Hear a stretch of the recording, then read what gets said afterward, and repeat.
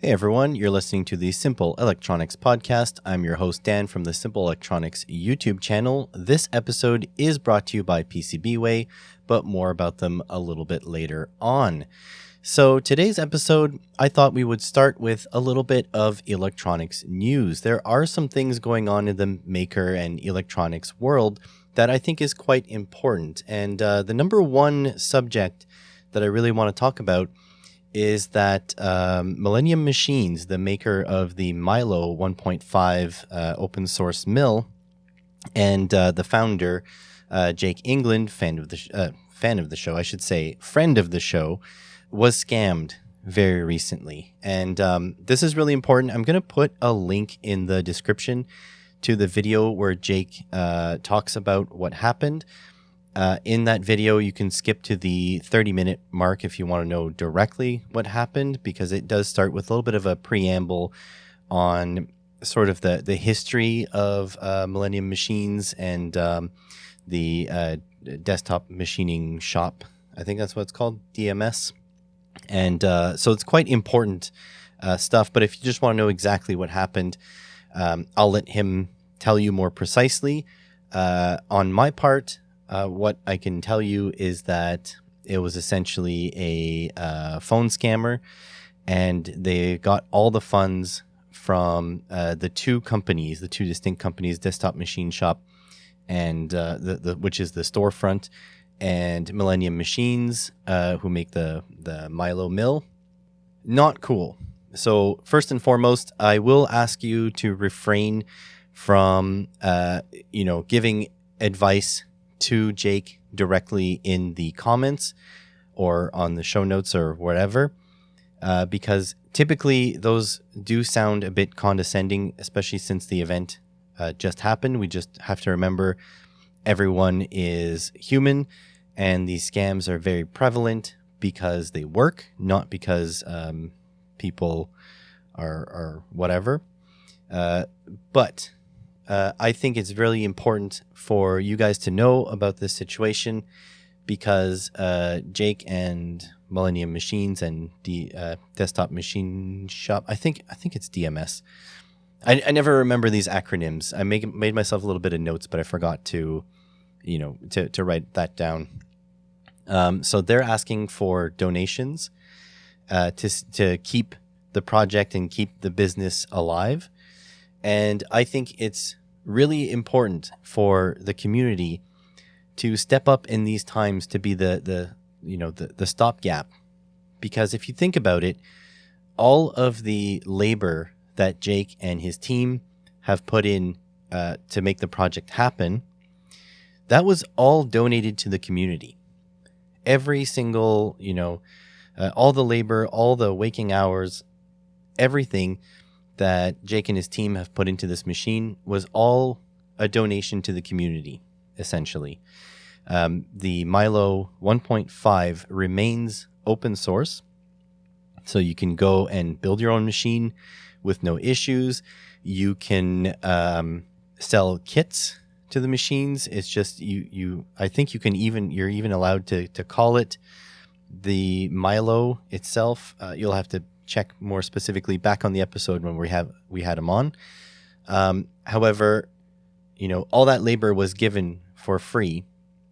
And I think in times like this, when stuff can absolutely crush, the company and, a maker like that, it's really important for the community to step in and do, financially help if they can. So, me, on the behalf of the Simple Electronics YouTube channel, I made a small contribution as well. And I would recommend that you guys do as well if you can. And you can find where to contribute at the link in the description. But just being part of the Millennium Machines Discord, it seems like quite a few people chipped in some money.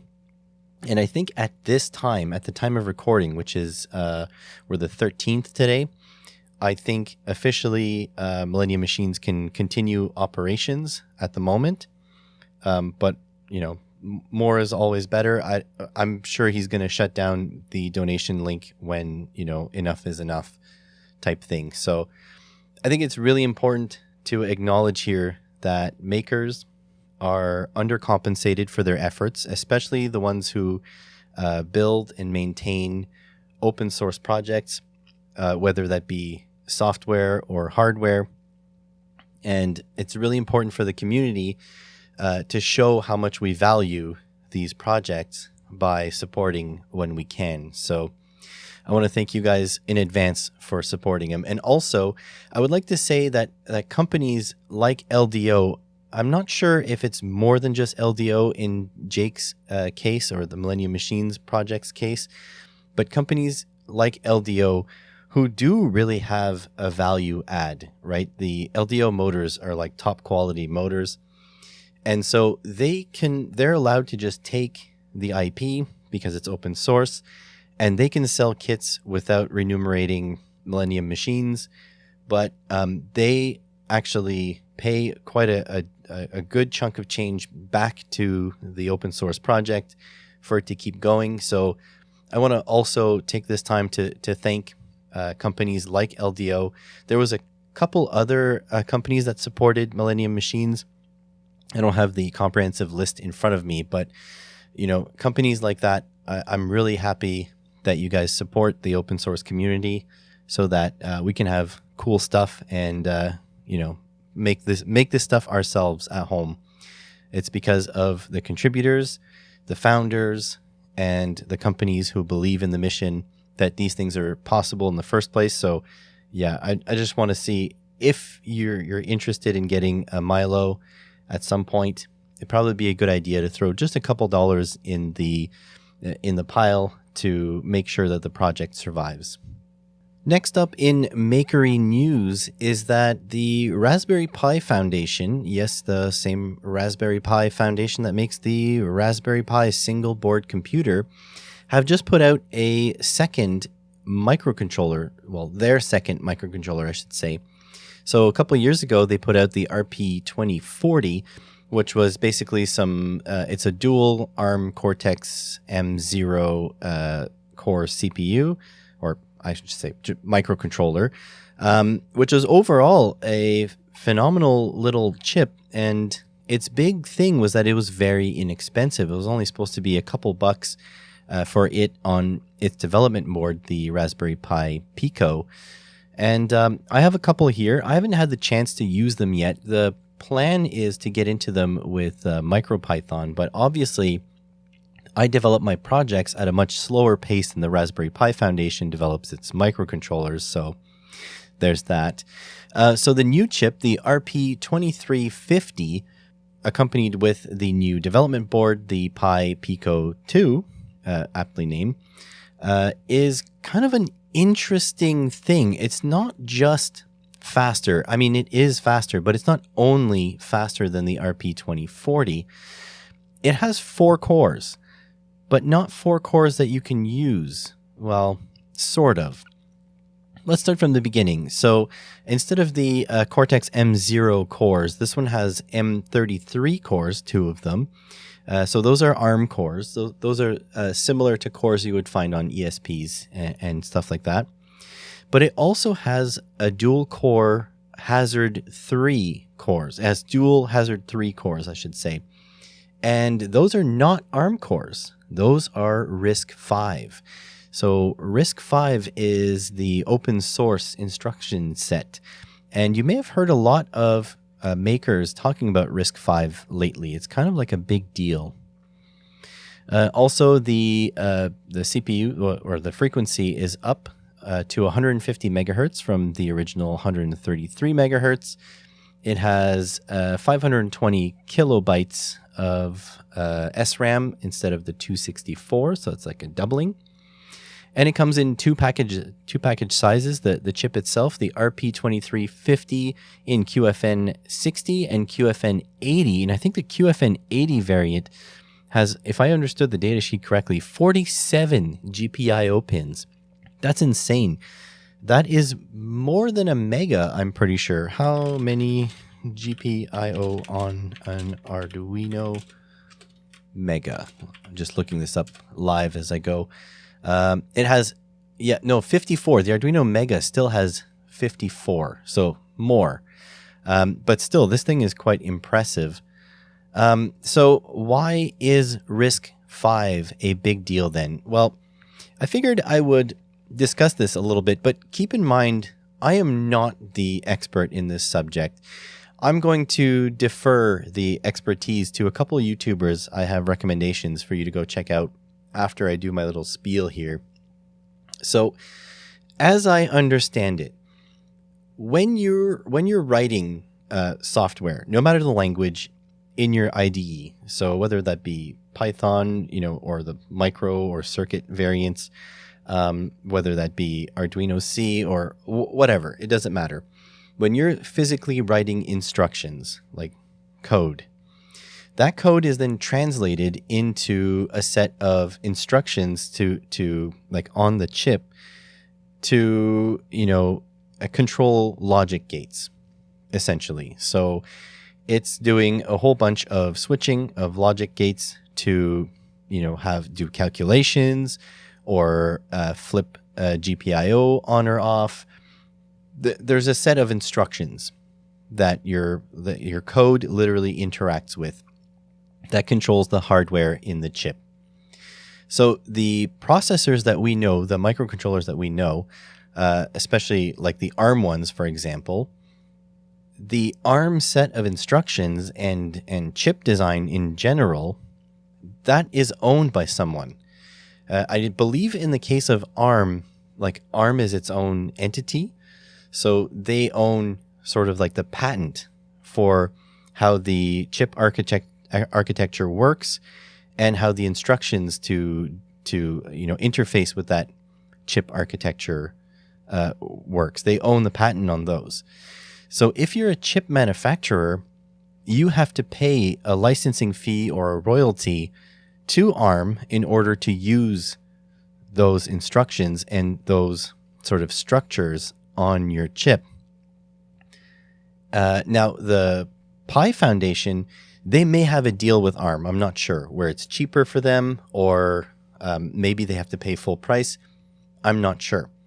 But definitely, because they are a Western type company that is subject to copyright laws, definitely they're paying a royalty to ARM.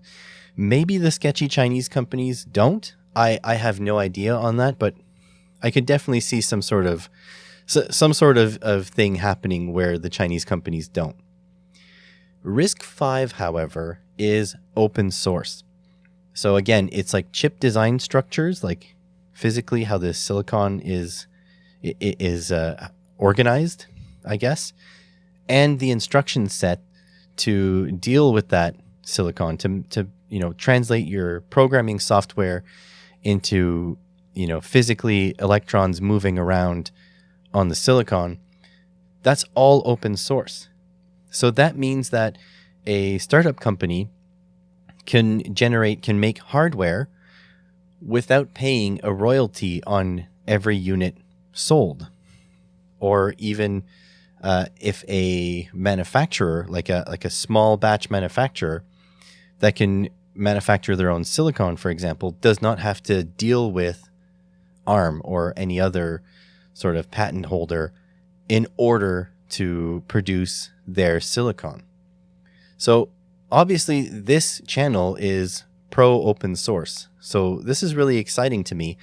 But as for me, myself, I don't think that changes very much, right? Because I think what happens is for two equivalent chips, if they're the same efficiency and the same, transistor count or whatever internally, I think the RISC-V will be slightly cheaper, but I don't think that it changes much else for us.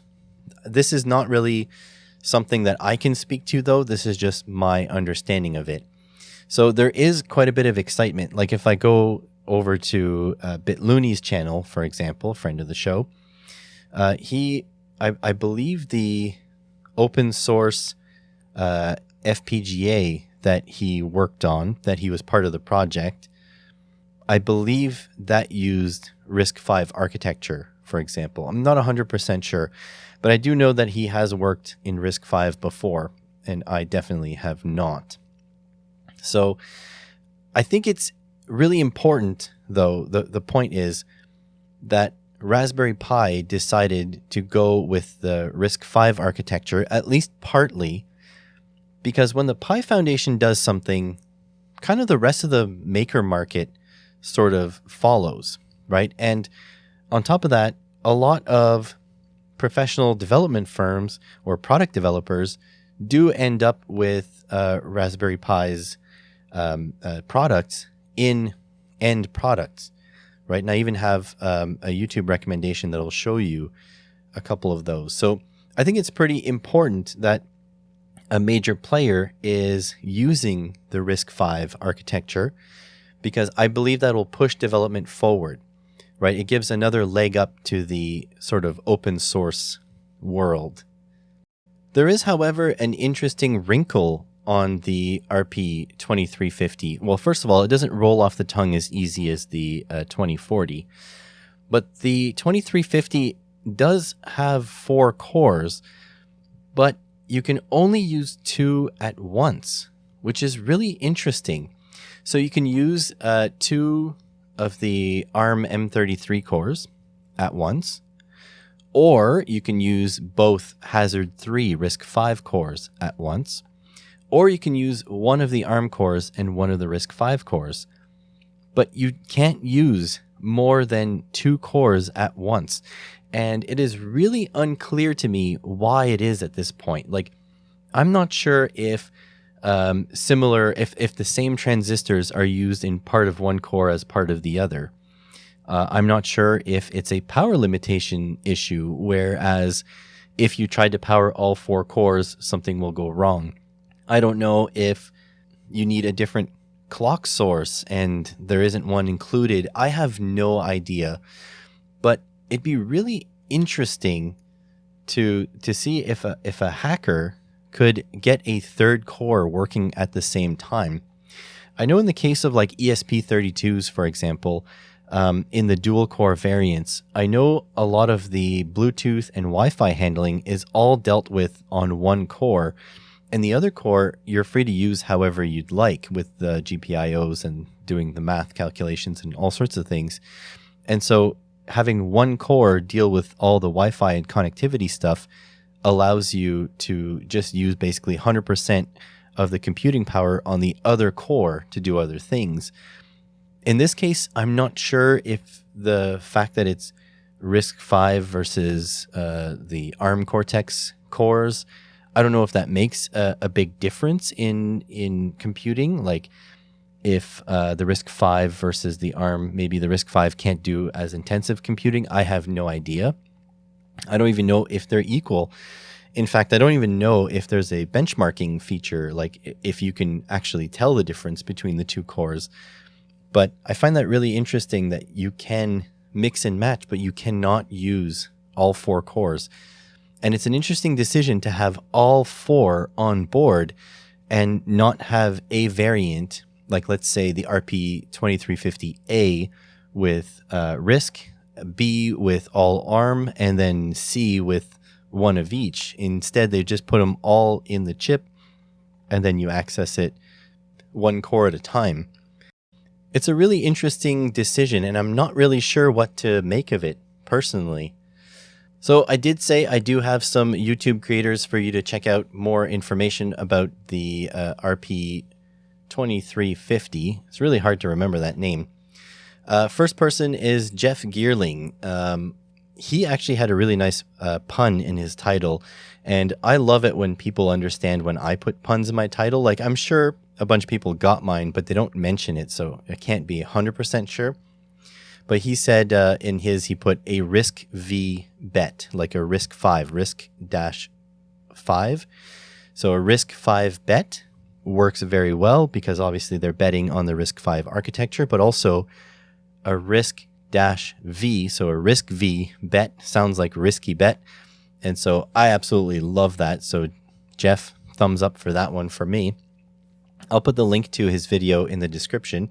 But essentially, it is a great intro video into the RP2350, and he compares it a lot to the 2040. In fact, one of the sections that in his video is going over what commercial products have the RP2040 that he's noticed in it, which is really interesting because I believe that was the whole goal. The whole goal is to use the RP2040 like as a chip and embed into a bunch of products because it's inexpensive.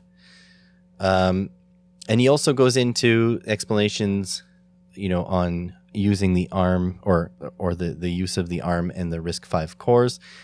Probably a lot more detail than me, even though he says he's also a microcontroller beginner, but trust me, he's way better versed at talking about this than me. Next is, I'm going to butcher his name. I'm sorry. Kevin McAleer. I hope I got that right. But anyways, him and another co-host hosted a stream. Well, in fact, Kevin streams every week. But on their stream, him and I don't really know the details, but maybe it was a representative from Pi Moroni. But either way, did a fantastic job explaining the tech specs and the comparisons with the 2040, but also going into what is the 35 or 2350 overall. But on top of that, he showed off a Pi Moroni project, which is the Pico Jumbo, the Pi Pico Jumbo. I don't know if it's actually the Pi Pico, whatever. It's the Pico Jumbo. So what this thing is a Pi Pico 2 soldered onto a 350% scale PCB that looks exactly like the Pi Pico 2. And it is fully functional, fully soldered in, has a functional LED and everything, full color PCB silkscreen, so it looks just like the thing. But you can actually use it. You can literally plug into it and code on it, and it'll work. And then you can use alligator clips, croc clips to clip onto the pads on the side, and it'll function just like a Pi Pico 2, which is actually phenomenal. I don't know how much these things are going to cost. We're going to get to cost very shortly, but I would love to have one on my shelf. The thing looks amazing. He does all sorts of stuff like this, and he has lots of cool info, explores a bunch of topics. He talks with the chat because it was a live stream, so there's a quote-unquote after party at the end. It's a great video, so check it out. That'll be linked in the description below. And if you go check his channel, he has another video where he has 18 Pi Pico project ideas.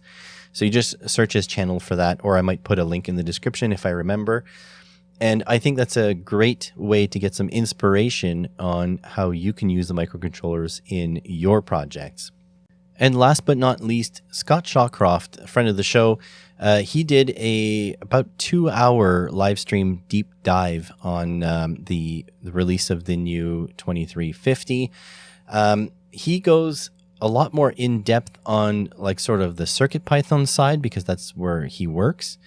But it's a 2-hour long live stream. I haven't had the chance to watch the whole thing, but fantastic info, and Scott Shawcroft knows exactly what he's doing, which is phenomenal. And he did that out on the Adafruit channel. I will link to that in the description as well. I'm going to reach out to the creators that I've talked about today. Scott Shawcroft has already been on the podcast, but Kevin McAleer and Jeff Geerling, I'll reach out to them to see if they want to come onto the podcast and chat about their YouTube channels and maybe a little bit more in depth about what the Pi Pico, the new Pi Pico's release means for the maker industry or the electronics enthusiasts out there. But if you guys get to them before I get to them, just let them know the link in this podcast at this timestamp. They have an open invite and they can reach out to me if they would like to come onto the podcast at any time. Be more than happy to have them on. So yeah, they're fantastic people. I watch their videos from time to time. I've been doing a little bit less watching of electronics YouTube videos because I need an escape sometimes, but I've definitely been looking them up, which is really good content. Personally, though, out of all this, I can't wait to see what the Chinese PCBs look like.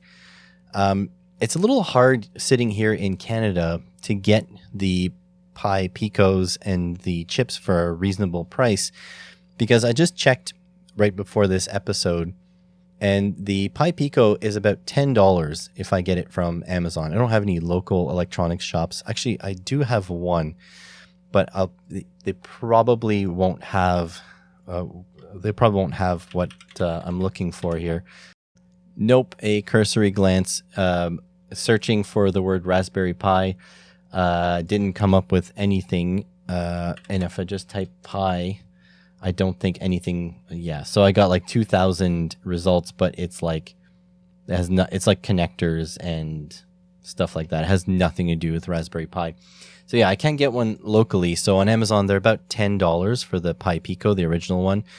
And the Pi Pico W is about $20 on Amazon each. And for the Pi Pico to be only $10, I have to buy two. So it's 2 for $20 or 1 for the Pi Pico W. The Pi Pico 2 is not available yet on Amazon Canada. But if I go on AliExpress, for example, the Pi Pico, or probably a Chinese equivalent, let's be honest here, is $3.33 Canadian shipped. But the Pi Pico W is still quite expensive at $18. So in that case, I probably would get it from Amazon. So that's just to illustrate that when the Chinese manufacturers are going to make their own knockoff boards, whether it be the knockoffs or their custom boards, I'm going to be more apt to buy those because it's more price competitive with what the Americans pay and probably the Europeans pay for their microcontrollers. And on top of that, they usually come with USB Type-C. Now, in an odd move that I don't really have an explanation for, the Raspberry Pi Foundation decided to put a micro USB on the Pi Pico 2.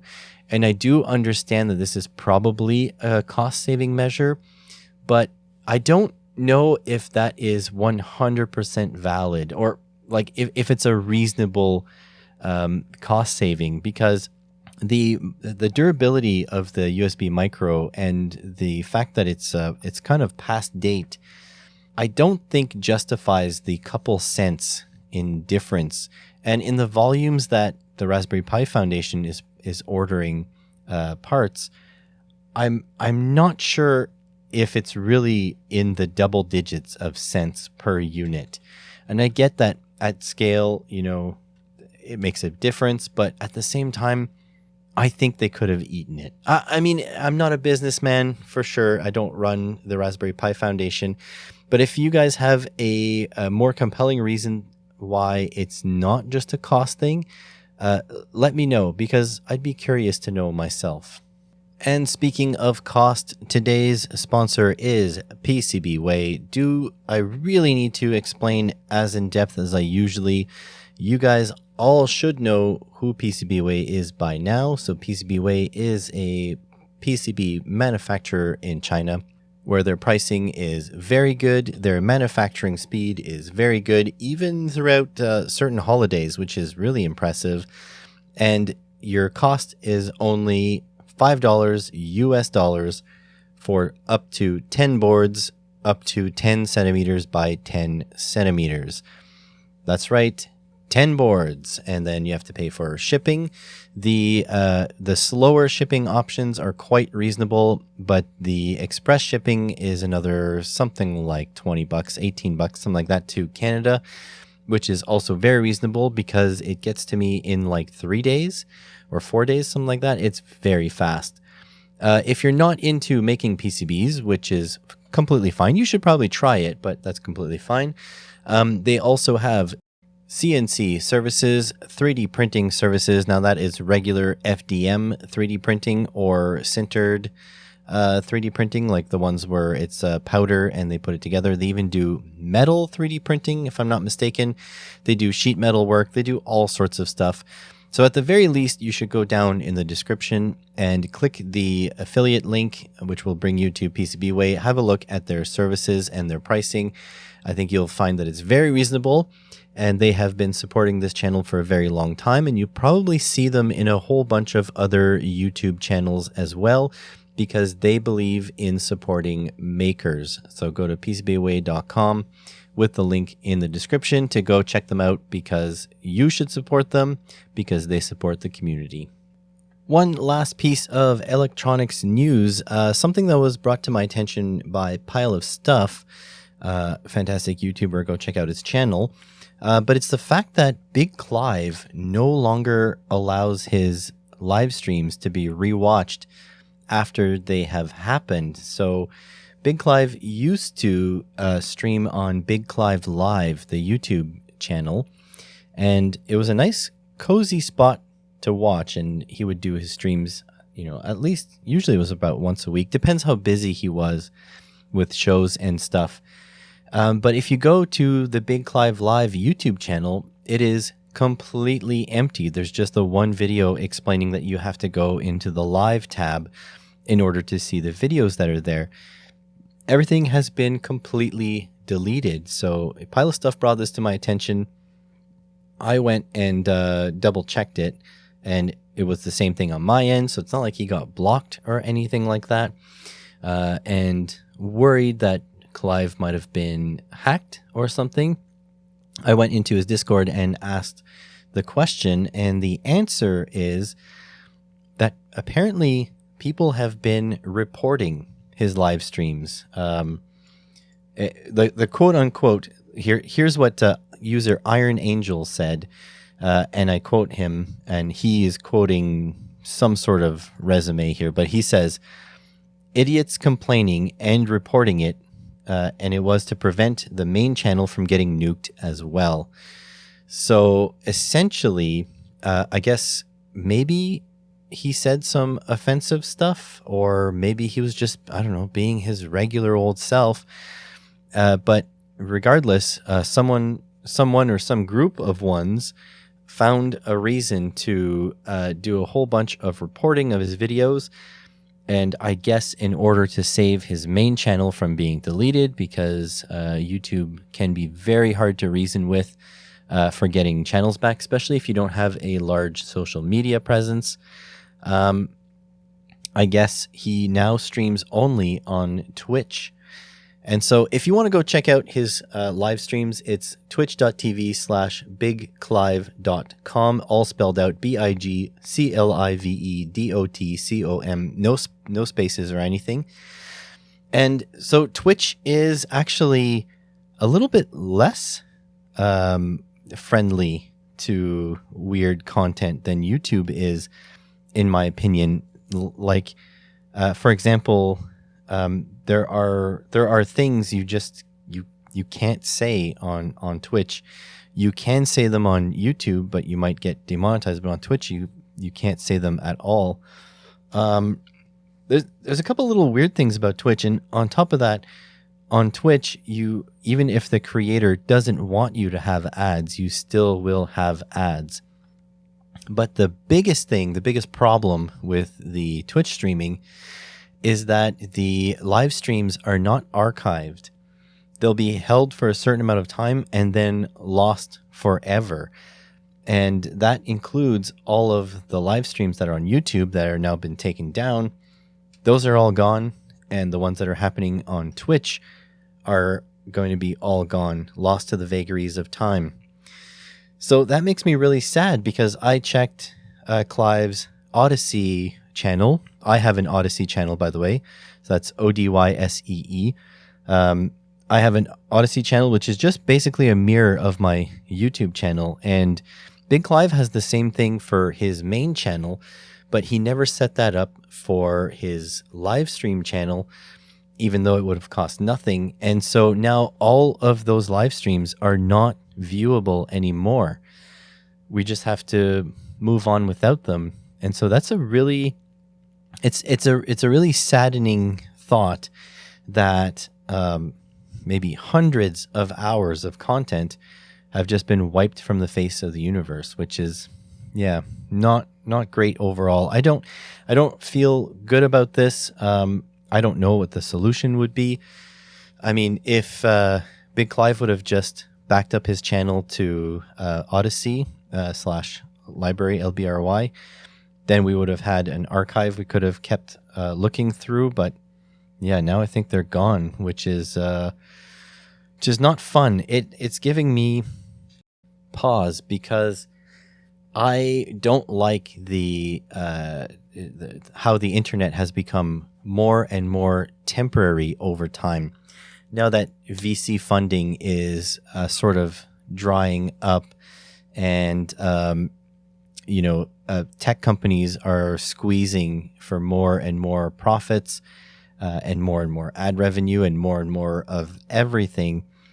I'm really sad that things that used to be permanent, things that used to feel permanent, are now temporary. It all just goes away at a whim.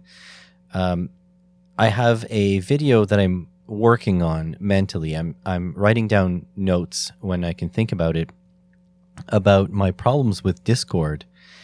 And if I could just give you the 50-cent version here, or the 10-cent tour, or whatever the monetary equivalent of that is, it's that when you search things on a search engine, I used to say Google things, but I should really say search things, because Google has been getting worse and worse at search, but that's beside the point. When you search for information, a lot of information used to be stored in forums, which were indexed by web search engines, and you could read the whole discussion, even if the problem you were looking to solve wasn't exactly what the people on the forum were saying.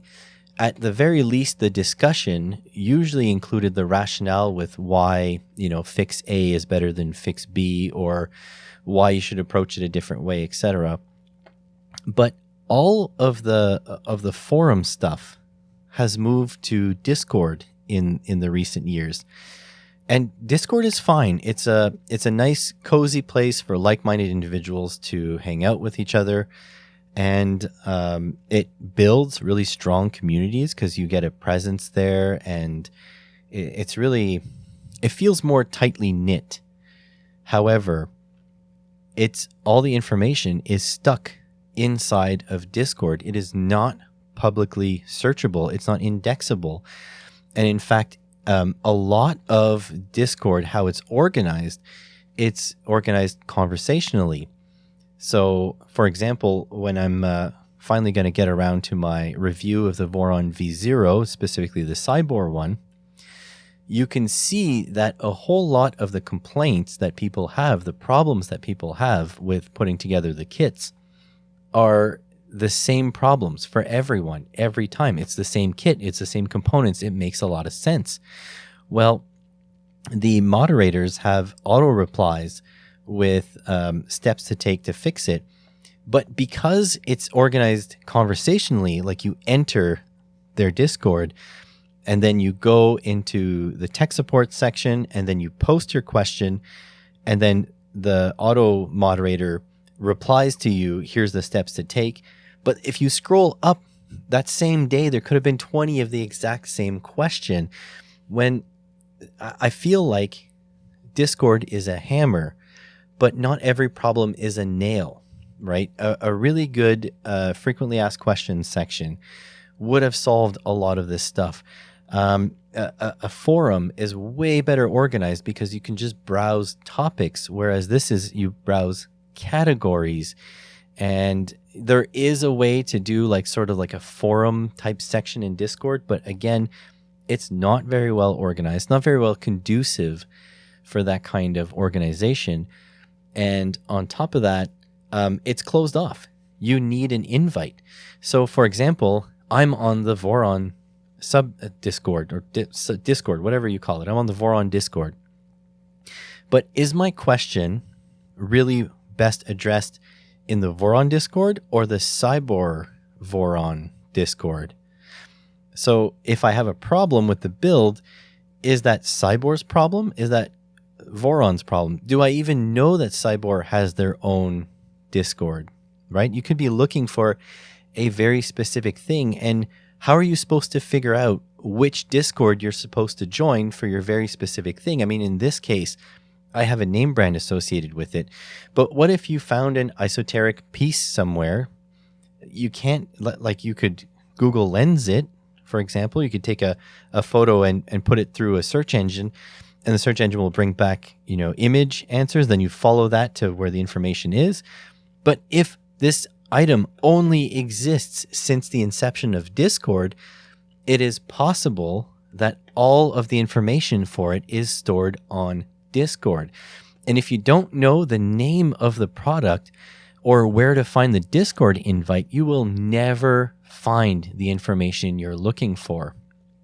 So that's very troubling. And the Big Clive thing is just opening my eyes to how temporary things are. And that's why I've committed to my website. I do want to be indexed by search. I do want my articles to outlive me, because I feel at some point all the user-generated content will be behind paywalls. Like, there will be paid Discords. Already Reddit is talking about closing off certain subreddits access unless you pay a premium subscription fee. Twitter went to absolute hell when the Muskrat bought it. It's just everything now is temporary. It makes me sad.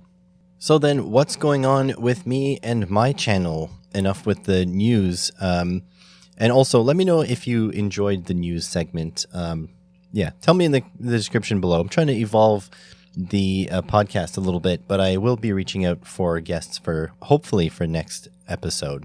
So then, I've been live streaming and actually plan on live streaming a whole lot more in the upcoming weeks. I am done all my college contracts, probably done college contracts probably for the rest of the year. I mean, at least for the foreseeable future. The things are not looking bright on that front, but that's a story for a different day.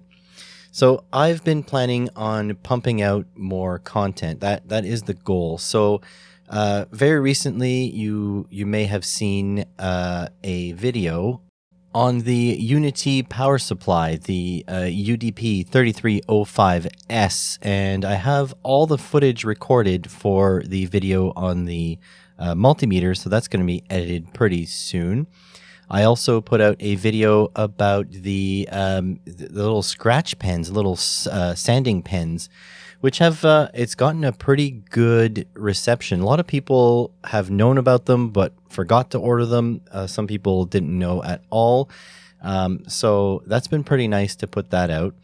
And I do have a whole bunch of videos to edit still. So I did get the Steam Deck, been playing with the Steam Deck. So I have a video sort of semi-filmed on that, but I can now take more footage because I bought a matte screen protector, so it now doesn't reflect my face back onto the camera.